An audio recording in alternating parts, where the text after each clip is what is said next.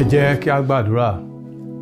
Bàbá mímọ́ olóore ọ̀fẹ́ jùlọ, a dúpẹ́ lọ́wọ́ rẹ fún oore ọ̀fẹ́ ńlá tẹ́ tún yọ̀ǹda fún wa ní àkókò yìí láti gbọ́ ọ̀rọ̀ rẹ. Ǹjẹ́ a gbàdúrà bí a ti ń lọ nínú ọ̀rọ̀ náà pẹ̀lú ọwọ́ agbára rẹ. Jésù ọmọ Ọlọ́run wá mí sí wa. Àti olùgbọ́ àti olùsọ wá tún ayé wa ṣe. Ayé wa má jòrè bákan náà mọ́, ní orúkọ Jésù Kristi Olúwa wa. Àmín. Àwọn ọmọ Ọlọ́run ní orúkọ Olúwa ni mo ká pé a kú àkókò yìí, àkókò lè dá. Mo sì gbà ládùúrà wípé fún èmi àti ẹ̀yin àti fún orílẹ̀-èdè Nàìjíríà, Ọlọ́run alágbára á bá tún orílẹ̀-èdè yìí ṣe, yóò sì dára fún wa. Kókó tí mo fẹ́ fi ru ìgbàgbọ́ wa sókè ni mo pè ní ìrònúpìwàdà okùnfà ìbùkún. Ìrònúpìwàdà okùnfà ìbùkún. Ẹsẹ̀ wúrà wa òun la mú látinú ìrètí Lúùkù orí 13 ẹsẹ̀ 2 àti 3 tó kà báyìí pé Jésù sì dáhùn, ó wí fún wọn pé ẹ̀yin ṣe bí àwọn ará Gálílì wọ̀nyí ṣe ẹlẹ́ṣẹ̀ ju gbogbo àwọn ará Gálílì yòókù lọ, nítorí tí wọ́n jẹ irú ìyà bá wọn nì. Mo wí fún yín, bẹ́ẹ̀ kọ́, bí kò ṣe pé ẹ̀yin ronúpìwàdà, gbogbo yín ni yóò ṣègbé bẹ́ẹ̀ gẹ́gẹ́. Ìrònúpìwàdà okùnfà ìbùkún. Kí la lè pè ní ìrònúpìwàdà? Àti pé báwo ni ìrònúpìwàdà ṣe lè jẹ́ okùnfà ìbùkún sínú ayé mi àti sínú ayé ẹ̀yin tí ẹ̀ ń gbọ́ mi lákòókò yìí? Ìrònúpìwàdà tá a bá wò ó yékéyéké, a lè túmọ̀ rẹ̀ sí ìyípadà ọkàn, pípe àrò inú ẹni sọ́nà òtítọ́, pípa ìwà dà kúrò nínú ìwà búburú sí rere. A tún lè wò ó sí ohun tá a lè pè ní ìyípadà kúrò nínú ọ̀nà ègbé, níní àfojúsùn tuntun sọ́dọ̀ Ọlọ́run, tàbí pípadà bọ̀ sọ́dọ̀ ẹlẹ́dàá ẹni. Ìrètí Mátíù orí 3 ẹsẹ̀ 1 sọ wípé ní ìjọ wọn ni Jòhánù Baptisi wá, ó sì ń wàásù ní ijù Jùdíà, ó sì wí pé ẹ ronúpìwàdà nítorí ìjọba ọ̀run kù sí dẹ̀dẹ̀. Tí a bá wo ìhìn rere tí a ti mú ọ̀rọ̀ yìí jáde, tá pè ní ìrònúpìwàdà, tá bá wo ìhìn rere ti Lúùkù orí 13 yẹn, pàápàá tá bá gbìyànjú láti wò láti ẹsẹ̀ 1 síbi ẹsẹ̀ 7, a ó rí dájú wípé pàápàá jùlọ ní ẹsẹ̀ 1, 2 àti 3 wípé àwọn ará Gálílì kan, àwọn tá lè pè ní Júù, wọ́n wá ṣe ìrúbọ nínú tẹ́ḿpìlì, ètí Jésù ń pe àkíyèsí àwọn ènìyàn sí pé ohun tó ṣẹlẹ̀ sí wọn. Ṣùgbọ́n nígbà tí wọ́n wá ṣe ìrúbọ yìí nínú tẹ́ḿpìlì, Pílátù, ẹni tó jẹ́ apàṣẹ ní àkókò náà, ó pàṣẹ pé kí wọ́n pa gbogbo wọn. Wọ́n sì pa wọ́n, wọ́n sì da ẹ̀jẹ̀ wọn, wọ́n dà pọ̀ mọ́ ẹbọ ètí wọn wá rú. Eléyìí tí àwọn kan sọ wípé nítorí ẹ̀ṣẹ̀ wọn ni. Ohun ìkejì tí a bá wò láti ẹsẹ̀ 4, ìrètí Lúùkù orí 13 yìí, a rò pé Jésù tún pe àwọn ènìyàn sí àkíyèsí pé àwọn 18, èyí tí ilé ìṣọ́ tó wó pa ní Súlámù, pé kì í ṣe pé àwọn tó wà ní olùgbé Jerúsálẹ́mù ní àkókò náà tàbí Júù lákòókò náà, kì í ṣe pé wọ́n pé jù wọn lọ tàbí ìwà wọn dára jù wọn lọ tàbí àwọn yẹn kú nítorí pé wọ́n ṣe àìṣe dáadáa tó ti àwọn tó wà ńbẹ̀ báyìí. Ṣùgbọ́n a pè wọ́n wípé ó rí bẹ́ẹ̀ fún wọn. Àwọn ọmọ Ọlọ́run, Jésù wá sọ ní ẹsẹ̀ 5, ó wípé mo wí fún yín, bẹ́ẹ̀ kọ́, bí kò ṣe pé ẹ̀yin bá ronúpìwàdà, gbogbo yín ni yóò ṣègbé bẹ́ẹ̀ gẹ́gẹ́. Ìrònúpìwàdà.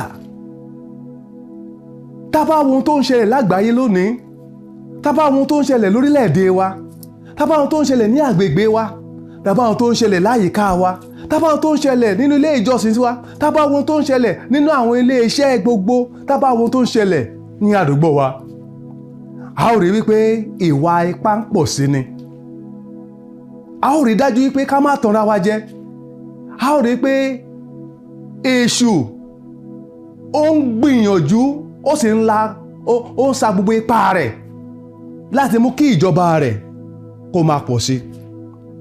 Àwa ọmọ Ọlọ́run, Sáàmù 140 sọ wípé, Psalm 130:3, ó ní, Olúwa, bí ìwọ bá ń sàmì ẹ̀ṣẹ̀, ta ni ó lè dúró? Tá bá wo ayé lónìí, a lè fi wé igi ọ̀pọ̀tọ̀ tí a mẹ́nubà ní ìhìnrere Lúùkù orí 13 tí mo ní ká wò dáradára. A ó rí pé a sọ rẹ̀ pàápàá ní ẹsẹ̀ 6 sí 9 wípé igi yìí wà ń bẹ lóòótọ́, ó ń gbilẹ̀ sí, ó wà ní ilẹ̀ rere, ṣùgbọ́n kò so èso. Eléyìí ló wá mú kí ẹni tó nílẹ̀, ẹni tá lè pè ní àgbẹ̀ tó nílẹ̀, tó gba olùṣọ́gbà síbẹ̀, ó rò nínú ọkàn rẹ̀ wípé ohun tóun yóò ṣe ni pé òun yóò gégi yìí, òun yóò gé lulẹ̀ kó bàbá máa gbàyè sí i. Àwọn ọmọ Ọlọ́run, mo gbàdúrà níbi tó wà yẹn, níbi tèmi náà wà, Olúwa ò ní gé wa lulẹ̀ lórúkọ Jésù. Igi yìí ń gbinlẹ̀ sí, ṣùgbọ́n kò sí èso rere nínú rẹ̀, kò tilẹ̀ sí èso. Ṣùgbọ́n àwa sọ máa wípé ẹni tá pè ní ọlọ́gbà, ó wá ń bẹ ẹni tó ní oko, ó ń bẹ àgbẹ̀ yìí pé kó jọ kó fún un ní ọdún 3 sí, pé kóun lè túlẹ̀ yíká dáradára, àti pé lẹ́yìn ọdún 3 o, kó wá ṣe ohun tó wù ú. Ẹ jẹ́ rántí igi yìí pé igi yìí wà ń bẹ, kò sí èso. Àwọn tó fẹ́ dìde kò jẹ́ kó tún dìde. Àwọn tó fẹ́ igi tó yẹ kó dìde lábẹ́rẹ̀ láti ṣe èso kò lè dìde nítorí pé ó ti gba gbogbo ààyè. Ìwọ náà níbi tó wà lónìí, ṣé ìwọ náà ò ti gba gbogbo ààyè? Níbi rere tá a fi ọ́ sí ni, kàkà kí o ṣe rere, ohun tá à ń gbọ́ nípa tìrẹ tàbí ohun tá à ń ká nípa tìrẹ, òun ni ìbàjẹ́. Ó ní igi yẹn wà ń bẹ̀, ó ń gbinlẹ̀ sí i. Gẹ́gẹ́ bí ohun tí Bíbélì sọ fún wa ní Jẹ́nẹ́sì orí 1 ẹsẹ̀ 29, ó ní Ọlọ́run sì kíyèsí, ó ní pé gbogbo ohun tí Ọlọ́run dá dáradára ni, ṣùgbọ́n igi yìí kọ̀ láti so èso. Àwa ọmọ Ọlọ́run, mo fẹ́ ká yẹ ayé wa wò dáradára ní àkókò yìí, pàápàá àkókò lẹ́ǹtì òmíràn ló máa bẹ̀rẹ̀ láìpẹ́ yìí, pàápàá ọ̀sẹ̀ tí a wà yìí, ọjọ́ Wednesday báyìí, ọjọ́rú àtọ́ká ti bẹ̀rẹ̀ lẹ́ǹtì òmíràn. Ǹjẹ́ ṣé o ṣe tán láti wá ronúpìwàdà, láti wá yípadà sọ́dọ̀ Ẹlẹ́dàá rẹ? Àwa ọmọ Ọlọ́run, ayé ti dàpọ̀ mọ́ ìjọ Ọlọ́run, ìjọ ti dàpọ̀ mọ́ ayé.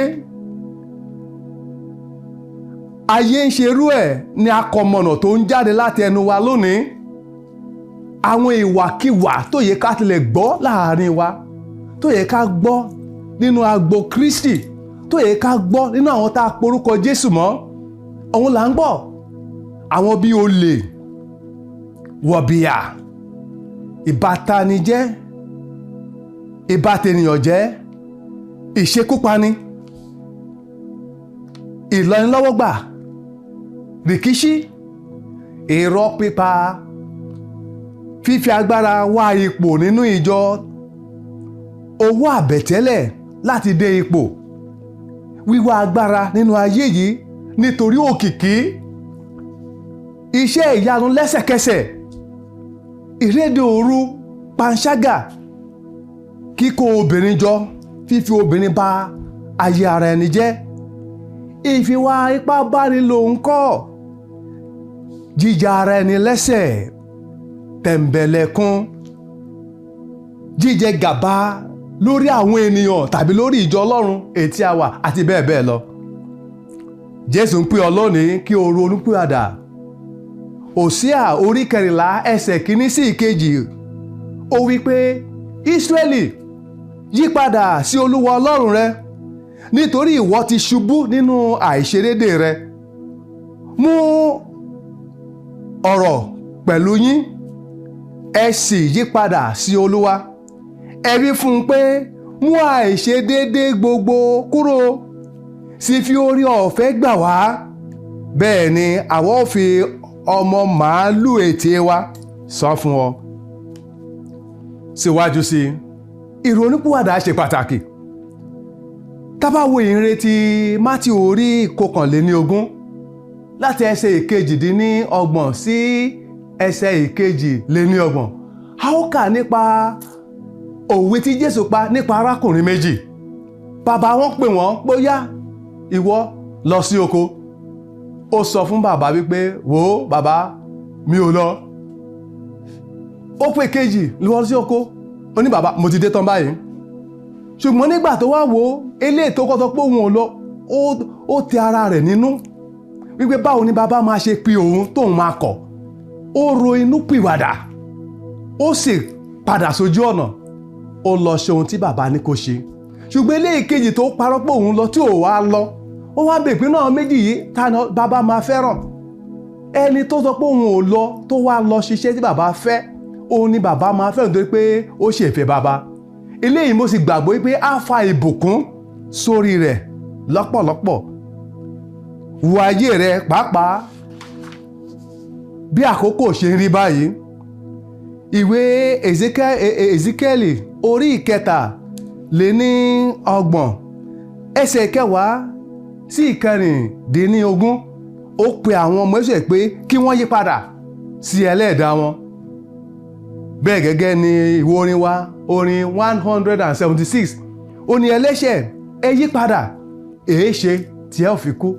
Ó ní ẹlẹ́dàá rẹ ní béèrè lọ́wọ́ rẹ, tó ń fi gbogbo ọjọ́ rọ̀ wípé èé ṣe tí ó fi kú.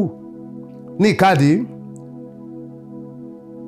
Epistele Paul Àpọ́sítélì sí àwọn ará Róòmù orí 6 ẹsẹ̀ 1 àtàpá 2. Ó sọ báyìí wípé, ǹjẹ́ àwa àti wí nísinsìnyí kí àwa kí ó jókòó sínú ẹ̀ṣẹ̀, kí a ní kí oore ọ̀fẹ́ kí ó máa pọ̀ sí, ó ní Ọlọ́run ò ní jẹ́. Nítorí náà àkókò ní bí lẹ́ǹtì ọdún ti ṣe wọlé báyìí, ronúpìwàdà kúrò nínú ẹ̀ṣẹ̀ rẹ, kúrò nínú rẹ̀, torí pé ẹ̀ṣẹ̀ a máa mú lọ sọ́run àpáàdì ni. Ìwà búburú a máa bo iṣẹ́ rere mọ́lẹ̀ ni. Yí padà sí Ọlọ́run lónìí, kó wá wo gbogbo ohun tó ti sọ, pàápàá nínú Deuteronomy orí 28 pé àwọn ìbùkún wọ̀nyí yóò sì jẹ́ tìrẹ nítorí pé o ronúpìwàdà. Mo gbà ládùúrà ẹ pé oore ọ̀fẹ́ láti ronúpìwàdà ní tòótọ́ láti di ti bàbá, kí bàbá nínú àánú rẹ̀ kó yọ̀ǹda rẹ̀ fún ọ. Ẹ jẹ́ kí a gbàdúrà.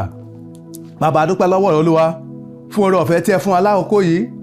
A gbà ládùúrà oore ọ̀fẹ́ láti yí padà sọ́dọ̀ rẹ ní tòótọ́ lákòókò Olúwa wá fi fún wa. Má jà á ṣègbé sínú ayé yìí, má sì jẹ́ kí a parun. Èyí la fi ìgbàgbọ́ béèrè nípasẹ̀ Jésù Kristi Olúwa wa. Àmín. Àlàáfíà fún ọ ní orúkọ Kristi.